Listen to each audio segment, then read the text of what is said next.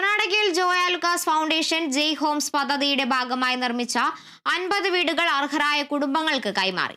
ബംഗളൂരിലെ NIMHANS convention സെന്ററിൽ നടന്ന ചടങ്ങിൽ കർണാടക ആഭ്യന്തരമന്ത്രി ജി പരമേശ്വര താക്കോൽ കൈമാറി. ജോയ് ആലുക്കാസ് ഗ്രൂപ്പിന്റെ ചെയർമാൻ ഡോക്ടർ ജോയ് ആലുക്കാസ് ചടങ്ങിൽ അധ്യക്ഷത വഹിച്ചു. സാമൂഹ്യവും സാമ്പത്തികവുമായി പിന്നോക്കം നിൽക്കുന്ന കുടുംബങ്ങൾക്കായി സുരക്ഷിതവും സ്ഥിരവാസയോഗ്യവുമായ ഭവനങ്ങൾ നിർമ്മിച്ചു കൈമാറുക എന്നതാണ് ജോയ് ഹോംസ് പദ്ധതിയുടെ പ്രധാന ലക്ഷ്യം. 414 വീടുകളാണ് ജോയ് ഹോംസ് പദ്ധതിയിലൂടെ കേരളം, കർണാടക, തമിഴ്നാട് എന്നീ സംസ്ഥാനങ്ങളിലായി നിർമ്മിച്ചു നൽകിയത്. തെലങ്കാനയിൽ പുതുതായി 50 വീടുകൾ കൂടി നിർമ്മിച്ചു നൽകുമെന്ന് ജോയ് ആലുക്കാസ് ഫൗണ്ടേഷൻ പ്രഖ്യാപിച്ചു.